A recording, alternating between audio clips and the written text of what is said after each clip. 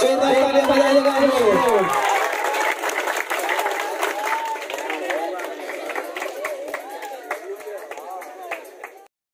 मैं बुलाना चाहता हूँ नवजीवन समाज सेवी शैलेश भैया को खेसारी भैया का माल्यार्पण करने के लिए मैं आग्रह करता हूँ। प्लीज स्टेज के पास दोबारा आए। जितने भी कॉमेडियन कलाकार हैं प्लीज स्टेज पर आ जाए। आप सभी लोग का माल्यार्पण किया जाएगा एक ही साथ। तो प्लीज कॉमेडियन कलाकार नेहा जी और सपाठीगढ़ उनके जितने भी हैं स्टेज पर आने का कष्ट करें। जिला पंचायत प्रत्याशी संजय यादव जी जरूर से प्लीज कमांडर स्टेज भैया आप आइए माल्यार्पण कीजिए। धनाधर बालाजी का और खेसारी टू जी का आप लोग माल्यार्पण कीजिए। जैसे ही माल्यार्पण किया जाएगा दर्शकों से निवेदन करता हूँ कि आप लोग तालियां जरूर बजाइएगा। शैलेश भैया और संजय भैया आप लोग भी आ जाइए।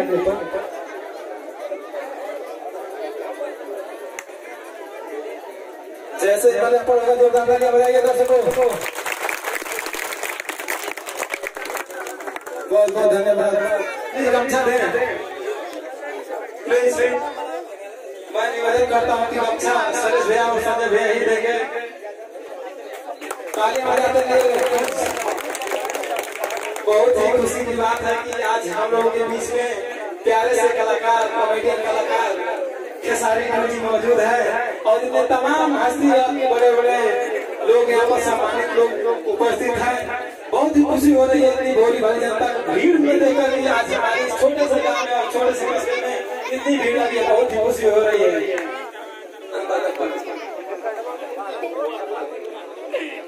और हर से भी निवेदन करता हूँ कि आप भी धड़ाधड़बाजी का माल्यार्पण करते रहिए। तालियां बजाते रहिए प्लीज। आप लोग तालियां बजाएगा। दर्शकों को निवेदन है कि तालियां बराबर बजती रहे ताकि जितने भी कलाकार हैं उनको प्रोत्साहन मिले। एक कलाकार बस ताली की चाहत रखता है कि तालियां बजती रहे उसके मनोबल को बढ़ता रहे ऊपर और वो अच्छा से अच्छा करने की कोशिश करता है जब तालियां बजता है तो, क्योंकि उसका एक जुनून जागता है। दर्शकों को इतना जुनून है कि आज हमारे इस प्रोग्राम को देखकर खुश हो रहे हैं और तालियां बजा रहे हैं। तो प्लीज तालियां बजाते रहिए आप लोग। नौजवान नवयुवक है तालियां बजाने में क्या शर्म है।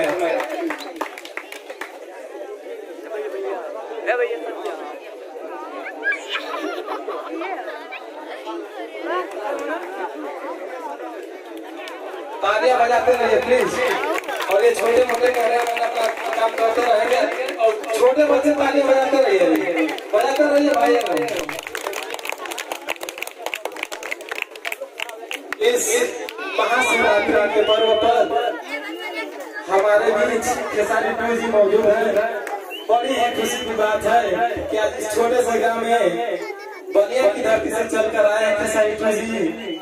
और इस क्षेत्र में अपना पर्चा लहरा रहे हैं। कॉमेडियन के माध्यम से यूट्यूब पर देखा जाता है, नेहा म्यूजिक वर्ल्ड पे और खेसारी टू म्यूजिक वर्ल्ड पे देखा जाता है। आप सभी लोग जानते हैं। तो चलिए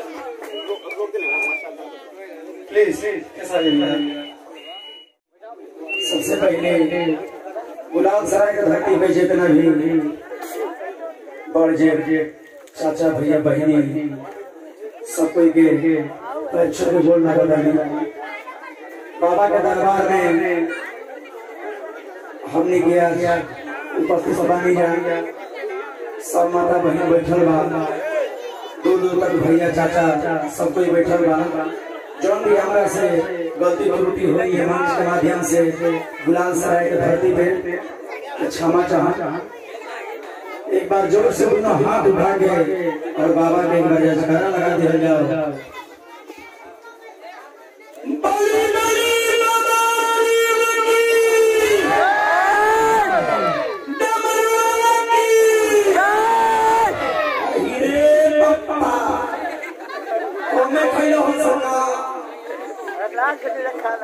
जोर से बोले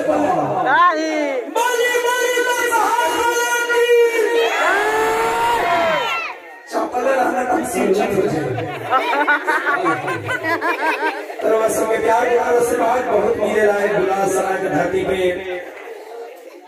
बलिया से छोटा लड़का नाती होता बेटा खेसारी तू है जौना की लाद जूता खात रहल तो हम तो हंसत रहल तो हम तो चाहते जीवन भर हम पिटात रही काटात रही मारात रही मगर कोनो गांव में केहू रोवे न खालसा हंसते रहे खालसा गोरुआ रुआ का खालसा रोवे हम वही में खुश रही आई रे दत्ता दत्ता थोड़ भाई ला ला हाय का डबल बार लोगिया थी आई रे ला ला आई रे या मौसम दिया हो ए बरजोनी का खत्म हो गया इन्हीं को तेरा ही जाता के यही मेरा होगा चाहता तो बहुत सारा प्यार प्यार आशीर्वाद वर्षक दिले वाले खेसारी को डिजिटल वर्ल्ड के नेहा निजी वर्ल्ड के और खेसारी को कमेटी के तो हमें दिन भुलानी ना कि वो समय रहे कि खैला खैला के लोग मोहताज रहे यही तो रोज को छोटा लड़का रोज से प्यार देने जा आशीर्वाद देने जा कि आज यही छे ना आज जहाँ हमने का ना सोची नहीं जा जहाँ तक हमने का नजर जहाँ तक दिमाग हमने ना जाला ओजन रोज के लड़का के वीडियो चल रहा बहुत भाई रहिला और पैर छुए बस सब दर्शक बंधु के माता भाई के गोड़ छुए गोड़ लगा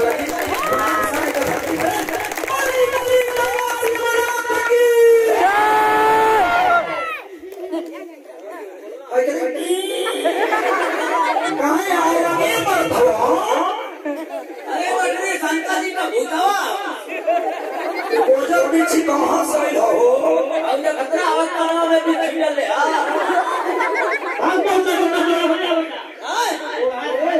बहुत सारा प्यार जिंदगी कमेटी का सबके नमन का आशीर्वाद का प्यार और हमारा धर बाबा जब बाबूजी को रोल करेंगे छोटका चिरकुट बड़ा चाचा इहो शिक्षक हो गए का कितने बड़ा हो चाचा मोर के काम ना हो हम भाई साहब हमारे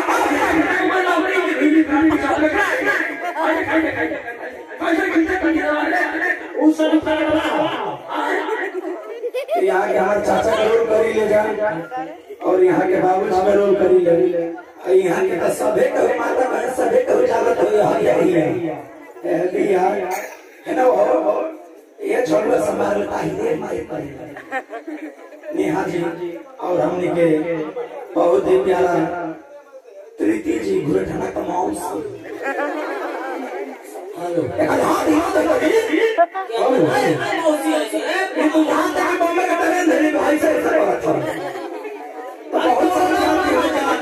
और हमारे नसूर बाबू भाई और घुरठन ठाकुर और हमारा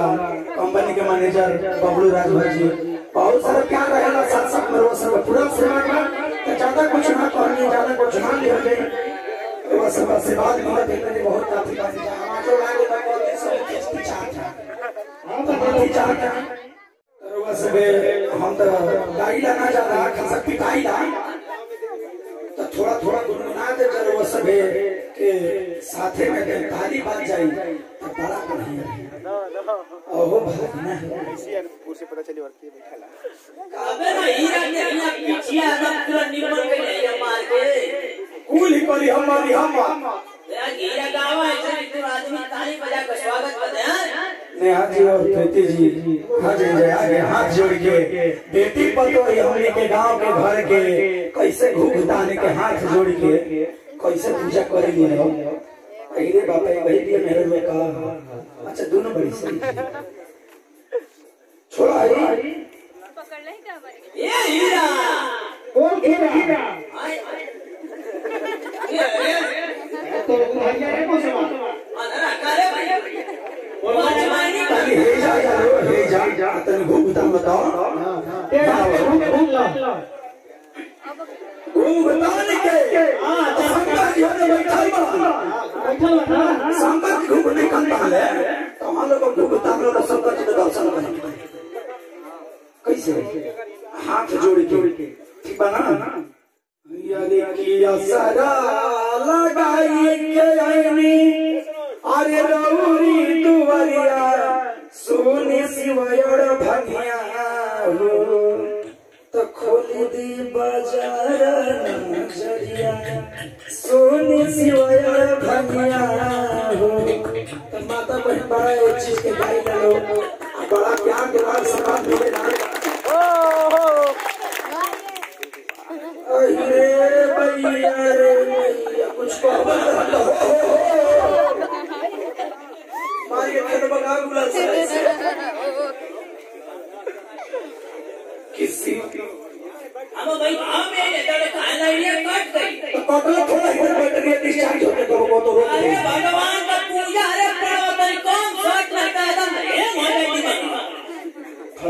पानी ना ले बाबू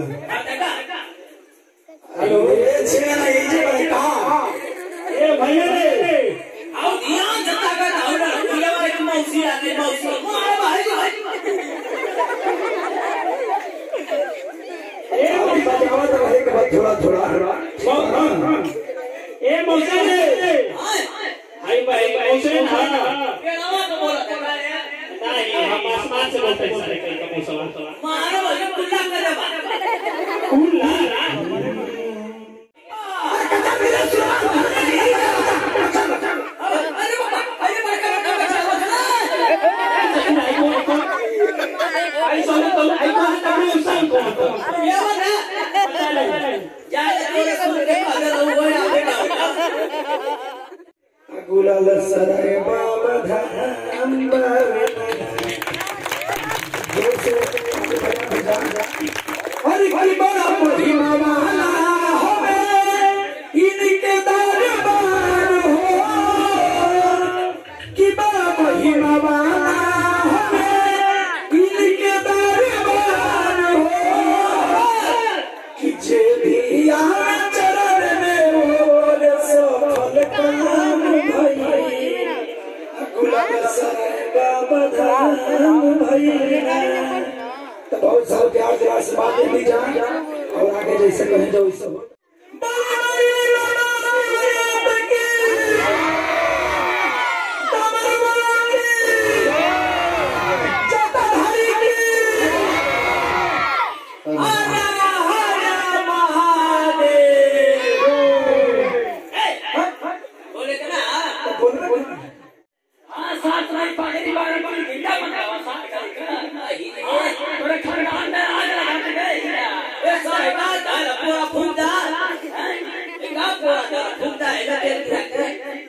अरे बाबा का काम बोलत रहलो बीच में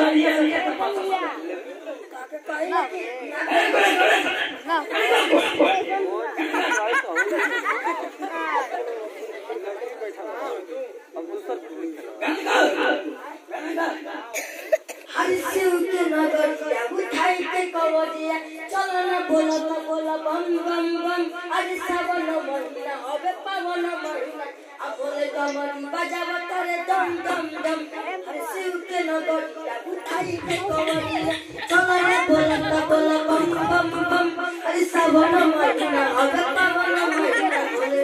कमरी बजावा करे दम दम दम साउंड फूल बगीचे के सोभे नाचे गाजा पी के सुनो बाजता के कोई बस सोभे महाकाल के दीवाना मस्ती में झूमता रे सारा जमाना चला गया बाबा ठीक है क्या बता साहब तरीका